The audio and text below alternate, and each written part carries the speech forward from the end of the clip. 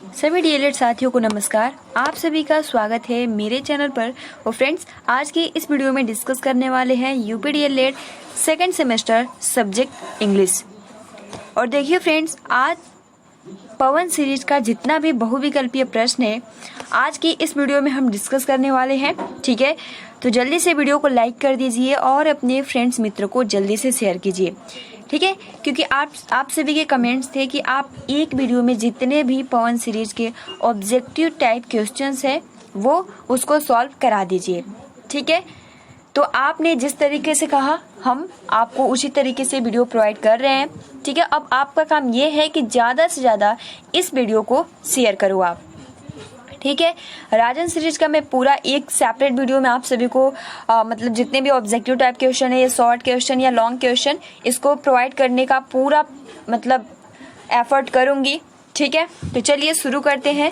और फ्रेंड्स, अगर आपने प्रीवियस वीडियोस नहीं देखे हैं तो सिंपल आप सभी को कमेंट्स बॉक्स में उसका लिंक मिल जाएगा, आप वहां से जाकर देख सकते हो। और जो ये पीडीएफ है मैं आप सभी को टेलीग्राम पे शेयर कर दूंगी। जितने भी पवन सीरीज के ऑब्जेक्टिव टाइप क्वेश्चंस है ये मैं आप सभी को शेयर कर दूंगी। ठीक है, आप वहां से जाकर देख सकते हो। फिलहाल चलिए शुरू करते हैं, जिसमें सबसे पहला जो प्रश्न है, और आई थिंक इस प्रश्न को तो हमने कई बार डिस्कस किया है। Who invented bilingual method? H.E. Palmer, doctor West, professor C.J. Dotson, O. Jefferson. तो फ्रेंड्स, आप देख सकते हो राजन सीरीज हुआ या पवन सीरीज हुआ, आप सभी का यही कहना है कि कौन दोनों में बेस्ट है। क्योंकि आप जहां तक अगर हम वस्तुनिष्ठ प्रश्न की बात करें तो सारे प्रश्न मैच करते हैं, बस यही होता है कि नंबर इधर उधर करके दे देता है। ठीक है, तो यहाँ पर जो राइट आंसर हो जाएगा, पूछ रहा है कि द्विभाषी विधि का आविष्कार किसने किया है? पाल्मर ने, डॉक्टर वेस्ट ने, प्रोफेसर C.J. डॉटसन ने, O. जेफरसन ने। यहाँ पर जो राइट आंसर हो जाएगा, who invented bilingual method, option number C correct answer हो जाएगा, प्रोफेसर C.J. डॉटसन। सेकंड प्रश्न है, new method is related to doctor West, H.E. Palmer, professor C.J. Dotson, O. Jefferson. New method is related to यानी नई विधि निम्न से संबंधित है, डॉक्टर वेस्ट से, H.E. पाल्मर से, प्रोफेसर C. डॉटसन से, O. जेफरसन से। तो फ्रेंड्स, यहाँ पर जो राइट आंसर हो जाएगा, new method is related to doctor West, option number first correct answer हो जाएगा। तीसरा जो प्रश्न है कि the grammar translation method emphasises the यहाँ पे इम्पोर्टेंस रहेगा। ठीक है, इम्पोर्टेंस ऑफ डैश कर दिया है, importance of writing, reading, playing, non of this. यानी यहाँ पे ये कह रहा है कि व्याकरण अनुवाद विधि सबसे ज्यादा जोर किस पे देता है? ठीक है, सबसे ज्यादा महत्व किसको देता है? राइटिंग को, रीडिंग को, प्लेइंग को, नॉन ऑफ दिस। तो हमने कल भी डिस्कस किया था, यहाँ पर जो राइट आंसर हो जाएगा वो हो जाएगा रीडिंग। ठीक है, the grammar translation method emphasise the importance of reading. Fourth प्रश्न है कि the direct method term was coined in 1990, 1901, 80, 01, 1910। तो फ्रेंड्स, यहाँ पर यानी the direct method term was coined in, यानी यहाँ पर प्रत्यक्ष विधि शब्द में इसको कब कोनिटेड किया गया या कब इसको गढ़ा गया था? तो यहाँ पर जो राइट आंसर हो जाएगा वो हो जाएगा 1901 ईस्वी में। अगला जो प्रश्न है, the communicative approach are one way approach, learner centred approach, A and B, none of this. The communicative approach are, क्या होगा आंसर? देखिए फ्रेंड्स, यहाँ पर जो राइट आंसर हो जाएगा, कल भी हमने डिस्कस किया था, लर्नर सेंटर्ड अप्रोच यानी शिक्षार्थी पर ही केंद्रित होता है। तो इसलिए option number B correct answer हो जाएगा। सिक्स प्रश्न है, which one is not in the simple visual aids? Black board, chalk board, books, radio. यानी साधारण दृश्य एड्स में कौन नहीं है? Black board, chalk board, books, क्योंकि जो रेडियो है ये नहीं है। ठीक है, तो option number D correct answer होगा। लास्ट में देखिए आप सभी को आंसर करना होगा जल्दी से। फिलहाल चलिए शुरू करते हैं। Who will be invented the bilingual method? Doctor West, professor Ansoft, professor C.J. Dodson, none of them. Then इसका आंसर आप सभी को बताना है। Who will be invented the bilingual method? Just बहुत इजी है, यानी जो द्विभाषी विधि है, ठीक है, बायलिंगुअल मेथड है, इसको किसने आविष्कार, यानी किसने आविष्कार, किसके द्वारा आविष्कार किया गया है? तो ऑप्शन नंबर जो हो जाएगा वो हो जाएगा सी, यानी प्रोफेसर सीजे डॉटसन। 8वां जो प्रश्न है, method approach of teaching English is structural approach, grammar translation method, direct method, all of them. तो method approach of teaching English is, यानी अंग्रेजी सिखाने के तरीके और दृष्टिकोण हैं संरचनात्मक दृष्टिकोण, व्याकरण अनुवाद विधि, प्रत्यक्ष विधि या सभी। तो फ्रेंड्स, आप सभी को पता है कि ये तीनों ही हो जाएंगे, स्ट्रक्चरल अप्रोच भी हो जाएगा, ग्रामर ट्रांसलेशन मेथड भी हो जाएगा, डायरेक्ट मेथड भी हो जाएगा। ऑप्शन नंबर डी बिल्कुल करेक्ट है, ऑल ऑफ देम। 9वां प्रश्न है, who is the wild animal of following option? Cat, dog, fox, none of this. यानी यहाँ पे पूछ रहा है कि निम्नलिखित विकल्पों, ठीक है, निम्नलिखित विकल्पों में से कौन जंगली जानवर है? Who is the wild animal, यानी विल्ड मतलब होता है जंगली, एनिमल मतलब होता है जानवर, ठीक है। ऑप्शन मतलब विकल्प, यानी who is the wild animal of following option, निम्नलिखित विकल्पों में से कौन सा जंगली जानवर है? कैट, तो कैट तो आपके घर में भी रहती है, बिल्ली, डॉग भी रहते हैं, ठीक है। अगर हम यहाँ पे बात करें फॉक्स, नॉन ऑफ दिस। तो देखिए यहाँ पर जो आप सभी का राइट आंसर हो जाएगा हु इज द विल्ड, यानी fox is the wild animal of following, ठीक है। यानी जो फॉक्स होता है, ठीक है, ये क्या है? लोमड़ी, ये एक जंगली जानवर है, इसलिए option number C correct answer होगा, ठीक। देखिए 10वां जो प्रश्न है कि choose the name of bird, deer, crow, lion, car. यहाँ पे पूछ रहा है कि पक्षी का नाम चुने। डीर मतलब होता है हिरन, क्रो मतलब कौवा, लायन मतलब शेर या सिंह, कार मतलब गाड़ी। यहाँ पे पूछ रहा है कि कौन सा चिड़िया का नाम है? तो बहुत इजी से सिंपल है, क्योंकि जो कौवा होते हैं ये बर्ड में ही आते हैं, तो ऑप्शन नंबर बी बिल्कुल करेक्ट हो जाएगा, क्रो, ठीक है। डीर नहीं होगा, हिरन तो होता नहीं, ये पक्षी थोड़ी ना है, लायन ये पक्षी थोड़ी ना है, कार तो ये तो होगा ही नहीं, तो ऑप्शन नंबर बी, यानी the name of bird crow. अगला 11वां नंबर प्रश्न है कि choose the name of plant in following option, turnip, lily, सेंडो, नॉन ऑफ दिस। यानी यहाँ पे कह रहा है कि निम्नलिखित में पौधों का नाम चुने। तो फ्रेंड्स, यहाँ पर जो आपका सेंडो होता है, एक प्रकार का प्लांट होता है, ठीक है। तो option number C correct answer हो जाएगा, ठीक है। अगला 12% राइट नंबर 93 इन वर्ड्स, यानी 93 को क्या करना है? वर्ड्स में लिखना है। 73 होगा, 93 होगा, 23 होगा, 81। तो बिल्कुल इजी प्रश्न है, right number 93 in words, then इसका आंसर जो हो जाएगा 93, यानी ऑप्शन नंबर बी बिल्कुल करेक्ट होगा। 13 प्रश्न है कि a thing of beauty and joy forever, who is say about poem? Max Muller, William Shakespeare, PB Shelley, John Keats. तो हमने कल भी डिस्कस किया था a thing of beauty and joy forever, who is say about poem. यहाँ पर जो right answer हो जाएगा, यानी हमेशा के लिए सुंदरता और आनंद की बात है, ठीक है। यानी जो सुंदरता है, आनंद की बात होता है, कविता के बारे में कौन कहता है? तो जॉन किट्स ये स्टेटमेंट दिया है, अ thing of beauty and joy for ever, ये जो स्टेटमेंट है जॉन किट्स का है, ठीक है। देखिए 14 प्रश्न है कि aim of poetry is to train the emotion, to develop aesthetic sense, to understand life better, all of this. तो हमने कल यानी जो आपका यहाँ पे पोएट्री है, इसके क्या उद्देश्य हैं, ठीक है। 14 क्वेश्चन यही कह रहा है कविता का क्या उद्देश्य है। टू ट्रेन द इमोशन, यानी भावना को विकसित करने के लिए, ठीक है। टू डेवलप एस्थेटिक सेंस, यानी सौंदर्य बोध का विकास करने के लिए। टू अंडरस्टैंड लाइफ बेटर, जीवन को बेहतर तरीके से समझने के लिए। ऑल ऑफ दिस, यानी पोएट्री के ये तीनों ही उद्देश्य हो जाते हैं। तो अगर शॉर्ट क्वेश्चन में पूछता है कि what is poetry aims, then answer होगा टू ट्रेन, यानी aims of poetry is to train the emotion, to develop aesthetic sense, to understand life better, all of this, ठीक है। यानी ऑप्शन नंबर डी करेक्ट हो जाएगा। 15 प्रश्न है कि fourth day of week is. Friends, हमने कल क्वेश्चन पूछा था और आप सभी ने आंसर भी दिया था। यहाँ पे पूछा है कि fourth day of week, Wednesday, Friday, Tuesday, Saturday. तो इस तरीके से हमने जाना था 6 डे ऑफ वीक इज़, तो फ्राइडे है। यहाँ पे 4th डे पूछा है, तो 4th डे यानी वेडनेसडे, उसके बाद से थर्सडे जो होता है, यहाँ पे ये 5th डे होता है। 6th डे जो होता है वो फ्राइडे होता है। 7 जो होता है वो सैटरडे होता है, और जो संडे होता है वो फर्स्ट डे होता है। तो इस तरीके से 4th day of week is Wednesday. Option number first correct answer हो जाएगा।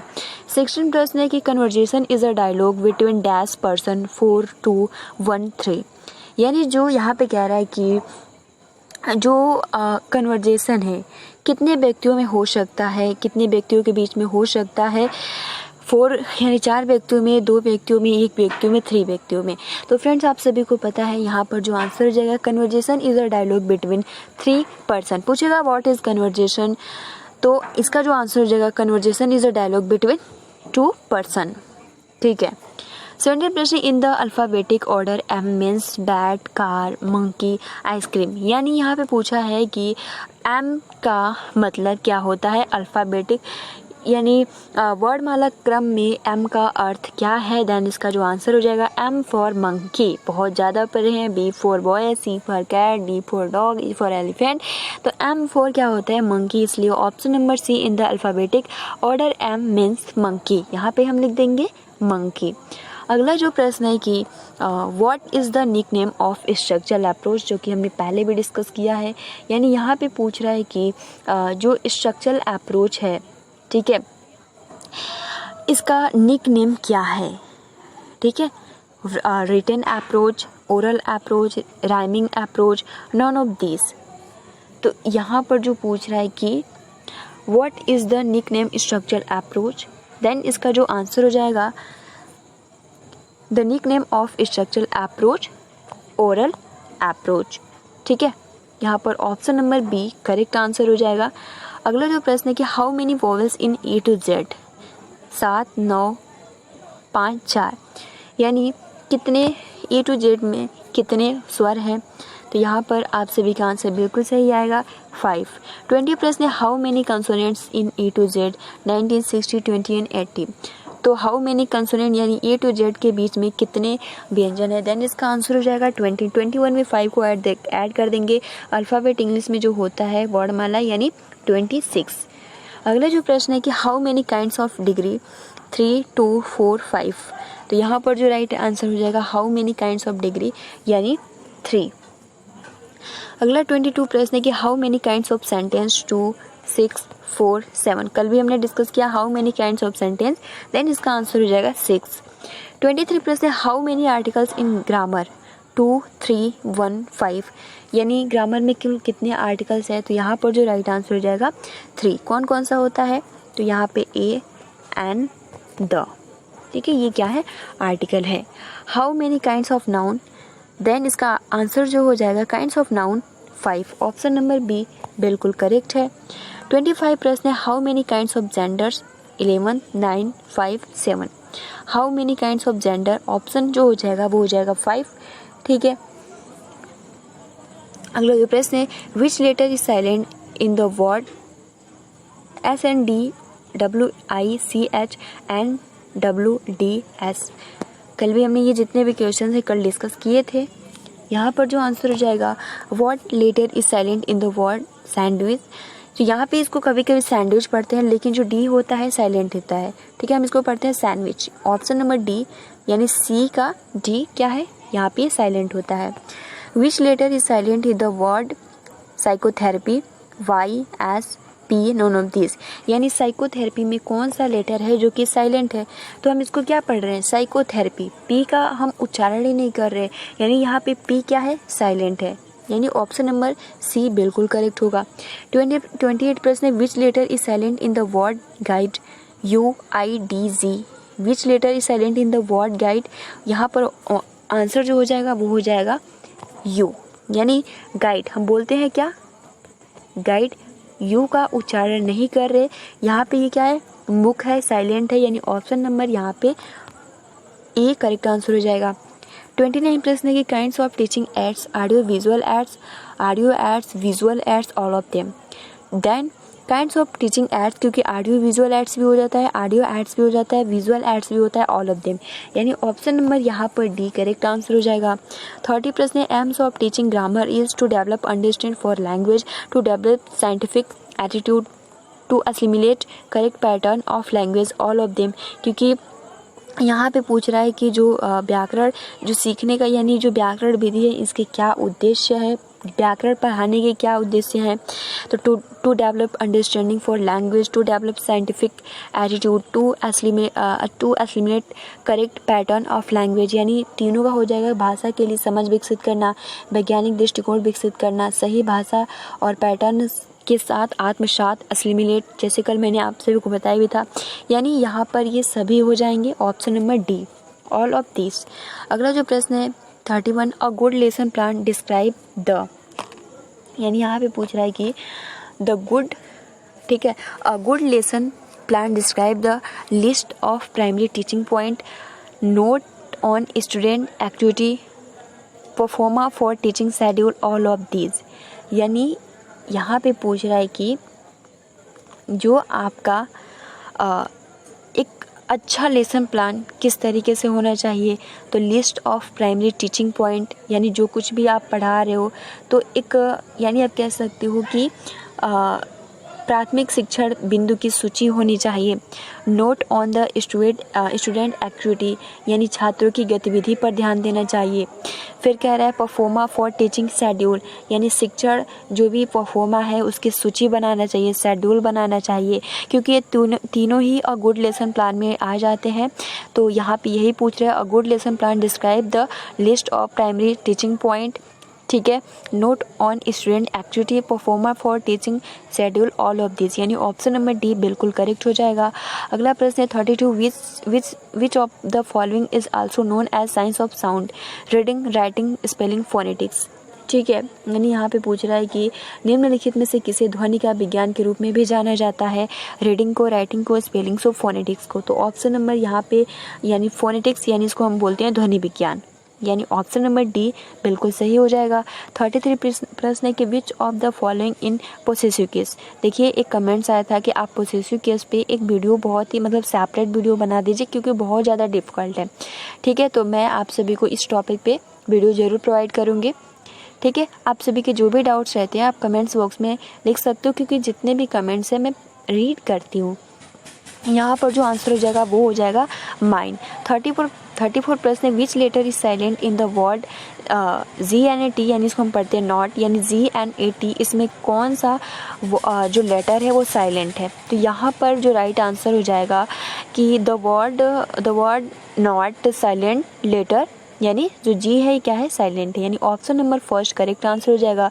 35 प्रश्न है, the structural approach relate to word pattern, sentence pattern, both and A and B दोनों लेटर पैटर्न, यानी कह रहे हैं संरचनात्मक दृष्टिकोण किससे संबंधित है, वर्ड पैटर्न से, सेंटेंस पैटर्न से, क्योंकि ये दोनों से ही हो जाएगा, वर्ड पैटर्न से भी हो जाएगा और सेंटेंस पैटर्न से, इसलिए ऑप्शन नंबर सी। 36 प्रश्न है, Friday is the blank day of the week, 3rd, 4th, 5th, 6th, तो ऑप्शन नंबर डी करेक्ट हो जाएगा, Friday is the 6th day of the week. 37 प्रश्न है कि who invented bilingual method, CJ Dodson, Nesfield, Wren, सॉ, यानी द्विभाषी विधि को किसने आविष्कार किया, CJ डॉटसन ने किया, option number first correct answer होगा। 38 प्रश्न है कि which of the following is in the possessive case, I, who, whom, who, whose, then इसका आंसर हो जाएगा हुज, यानी ऑप्शन नंबर डी। 39 प्रश्न है, which letters are silent in the word whistle, S and S, H and T, H and E, H and L। तो जब हम बोलते हैं विसल, तो जब हम विसल बोलते हैं यहाँ पे तो H को छोड़ देते हैं, विसल यानी H को छोड़ दिया और T को छोड़ दिया, यानी ऑप्शन नंबर बी, यानी यहाँ पर जो राइट आंसर हो जाएगा कि which letters are silent in the word whistle, यानी H and T क्या है, साइलेंट है। 40 प्रश्न which of the following words in adjective, choose, chooser, choosy, choosily, तो ये भी हमने देखा था। विच ऑफ, जितने भी क्वेश्चन है 2016 के पूछे हुए प्रश्न है, विच of the following words in adjective, यानी ऑप्शन नंबर सी बिल्कुल सही है। 41 प्रश्न है कि find out the correctly spelled word Monday, Saturday, Tuesday, Wednesday, यानी सही वर्ड का चयन करें। यानी यहाँ पे वेडनेस जो है क्या है, सही है, मंडे, सैटरडे, थर्सडे जो ट्यूसडे है वो क्या है, गलत है। इसलिए ऑप्शन नंबर डी बिल्कुल सही है। 42 प्रश्न bilingual method is invented by, I think पता नहीं इस क्वेश्चन को कितनी बार, ठीक है। ऑप्शन नंबर यहाँ पे फर्स्ट करेक्ट आंसर हो जाएगा। 43 प्रश्न doctor West method is also known as play method, practical method, reading method, inductive method, ठीक है। यहाँ पर जो ये पूछ रहा है कि जो आपका डॉक्टर वेस्ट मेथड है इसको और नाम से हम जानते हैं, ठीक है, तो इसको यहाँ पर हम इंडक्टिव मेथड के नाम से भी जानते हैं, प्रेरक विधि के नाम से भी, तो इसलिए ऑप्शन नंबर यहाँ पे डी करेक्ट आंसर होगा। 44 प्रश्न है कि choose the correct article, we decided to stay at, ठीक है, एट ब्लैंक है hotel in the centre of the town. यानी यहाँ पर जो राइट आंसर हो जाएगा, we decided to stay at the hotel in the centre of the town, यानी option number C correct answer हो जाएगा, ठीक है। अगला जो प्रश्न है कि 45 चूज द करेक्ट वर्ब, ठीक है, etch boy and each girl blank punished, क्या मतलब है, यहाँ पे पूछ रहे हैं कि करेक्ट वर्ब, ठीक है, जो क्रिया है इसका सही चयन करना है। With each boy and each girl was punished, यानी option number first correct answer हो जाएगा, क्योंकि हम वेयर की यूज़ नहीं कर सकते, आर का यूज, क्योंकि क्या है, इच बॉय पनिश्ड हो गया तो क्या है, पास्ट है, इसलिए हम किसका यूज करेंगे, वाज, ठीक है। हम टेंस से रिलेटेड भी आप सभी को वीडियो प्रोवाइड करेंगे। फिलहाल जितने भी पोएम सीरीज के जितने भी ऑब्जेक्टिव टाइप, शॉर्ट और लॉन्ग क्वेश्चन है, इसको एक बारी एक सेपरेट वीडियो में डिस्कस कर लेंगे, और जितने भी टॉपिक है आप सभी को प्रोवाइड कर देंगे। यहाँ पर option number first correct answer हो जाएगा। 46 प्रश्न है कि choose the correct spelled word, grammar, क्योंकि बोलने में सेम एक ही है, लेकिन यहाँ पर राइट ग्रामर कौन सा लिखा गया, यानी यहाँ पर राइट ग्रामर ये वाला सही है, ठीक है, option number B is the right. 47 प्रश्न choose the correct preposition, I came dash his request, यहाँ पर जो I came at his request, ठीक है, ऑप्शन नंबर यहाँ पे बी करेक्ट आंसर हो जाएगा। 48 प्रश्न है कि choose the correct article, he became a great man, ठीक है। अगला जो आपका प्रश्न है कि देखिए यहाँ पे कमेंट्स आया था कि ग्रेट में द का भी, क्योंकि द ग्रेट मैन भी हो सकता है, तो देखिए फ्रेंड्स यहाँ पे ज़्यादा जो सही रहेगा वो रहेगा अ ग्रेट मैन, ठीक है, इसमें आप सभी के कोई भी डाउट्स नहीं होने चाहिए, तो यहाँ पे होगा he became a great man, ठीक। अगला 49 प्रश्न है rearrange the following words, today nature man is playing with, तो देखिए कमेंट्स आया था कि सबसे पहले टुडे होगा, नहीं फ्रेंड्स टुडे नहीं होगा, क्या रहेगा, मैन इज, ठीक है, मैन इज अ टुडे, यहाँ पे जो रहेगा प्लेइंग विथ नेचर, ठीक, man is a today playing with nature, यानी CADB, ठीक। टुडे मैन इज अ इस तरीके से नहीं रहेगा, ठीक है, man is a playing with, यहाँ पे man is today playing with nature, option number ये करेक्ट होगा।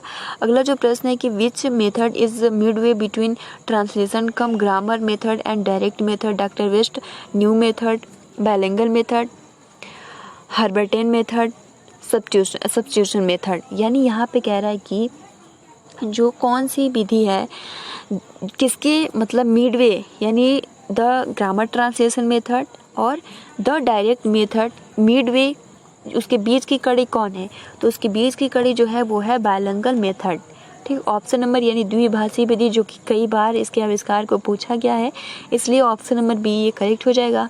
51 प्रश्न है कि what is the full form of TLM, teaching learning matter, teaching learning material, teaching learning material, non of this, तो friends ये तो सॉरी यहाँ पे टीचिंग लर्निंग है, तो यहाँ पर जो होता है कि ऑप्शन नंबर सी हो जाएगा कि what is the full form TLM, यानी TLM का फुल फॉर्म होता है टीचिंग लर्निंग मटेरियल, ठीक है, यहाँ पे लिसनिंग है, मैंने ध्यान नहीं दिया, ऑप्शन नंबर सी बिल्कुल करेक्ट हो जाएगा। अगला 52 प्रश्न है कि fill the correct preposition, we got test difficult, तो यहाँ पे होगा वी गॉट इनटू डिफिकल्ट, क्योंकि प्रीपोजिशन आपको पढ़ना पड़ेगा, और इसके लिए मैं आप सभी को जितने भी देखिए पोसेसिव केस हुआ, टेंस हुआ, सेंटेंस हुआ, प्रीपोजिशन हुआ, एक सेपरेट वीडियो, और उसी एक सेपरेट वीडियो में जो भी आपको कुछ बहुत ज़्यादा डीपली नहीं पढ़ना है, ठीक है। पहला बात तो ये, तो अभी आप याद कर लीजिए, यहाँ पे इनटू होगा। अगला 53 प्रश्न है, what are the two productive skill, listening skill and reading skill, speaking skill and writing skill, listening skill and speaking, reading skill and writing. तो यहाँ पे जो हो जाएगा प्रोडक्टिव स्किल में जो आता है speaking skill and writing skill, ठीक है, यानी बोलना और लिखना है। ऑप्शन नंबर बी प्रोडक्टिव एक इंडक्टिव स्किल्स होता है और दूसरा प्रोडक्टिव स्किल्स होता है। तो प्रोडक्टिव स्किल्स में जो आता है स्पीकिंग एंड राइटिंग। 54 प्रश्न की, और language can be acquired through, यहाँ पे है exposure, motivation, repetition, all of the above. यानी यहाँ पे कह रहा है कि जो आपका एक लैंग्वेज है, ठीक है, और language can be acquired through, यानी एक भाषा, और language can be acquired through यानी एक भाषा के माध्यम से प्राप्त किया जा सकता है exposure, motivation, repetition, all of the above, क्योंकि ये तीनों ही हम प्राप्त कर सकते हैं, इसलिए ऑप्शन नंबर डी बिल्कुल करेक्ट हो जाएगा, ठीक है। अगला जो प्रश्न है कि what are the two productive skill, listening speaking, speaking writing, reading writing, listening reading. तो जस्ट अभी हमने डिस्कस किया speaking and writing, productive skills जो होता है speaking and writing, option number B correct हो जाएगा।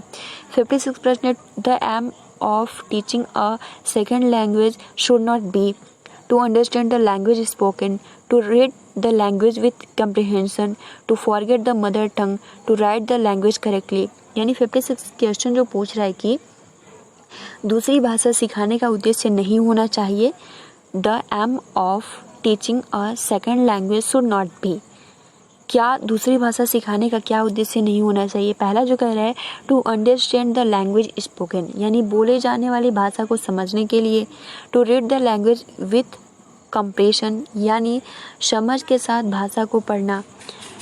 थर्ड कह रहा है to forget the mother tongue, यानी मातृभाषा को भूल जाना। To write the language correctly, तो ये थोड़ी ना है कि अगर आप इंग्लिश सीख रहे हो, ठीक है, जैसे कि मान लीजिए आपका, अगर आप यूपी में रहते हो तो यूपी में क्या ज़्यादातर भोजपुरी बोला जाता है, तो अगर आपको हिंदी या इंग्लिश सीखना है तो ज़रूरी थोड़ी ना है कि हम अपने मातृभाषा को भूल जाएंगे। इसलिए यहाँ पे यही कह रहा है the aim of teaching a second language should not be, यानी ज़रूरी नहीं है कि दूसरा भाषा सीखने के लिए आप इसको भुला दो। यानी तीसरा जो कह रहा है to forget the mother tongue, यानी ये यहाँ पे ये उद्देश्य नहीं होता है, इसलिए ऑप्शन नंबर सी जो है करेक्ट हो जाएगा। 57 प्रश्न है which the composition provides student for free thinking, यानी 57 जो क्वेश्चन पूछ रहा है कि कौन सी रचनाएं छात्रों को स्वतंत्र सोच प्रदान करती है, writing composition, oral composition, guided composition, free composition. तो यहाँ पे जो पूछ रहा है कि कौन सी रचनाएं छात्रों को स्वतंत्र सोच प्रदान करती है, इसलिए यहाँ पे हो जाएगा फ्री, यानी उनको आज़ादी तो मिलना चाहिए, इसलिए फ्री कंपोजिशन, ठीक है, ऑप्शन नंबर डी। लास्ट पवन सीरीज का क्वेश्चन है objective of teaching poetry is enjoyment, comprehension, appreciation, यानी ऑल ऑफ दिस, क्योंकि ऑब्जेक्टिव यहाँ पे कह रहा है कविता पढ़ाने के उद्देश्य हैं आनंद, समझ एंड प्रशंसा, यानी किसी को अप्रिशिएट करना।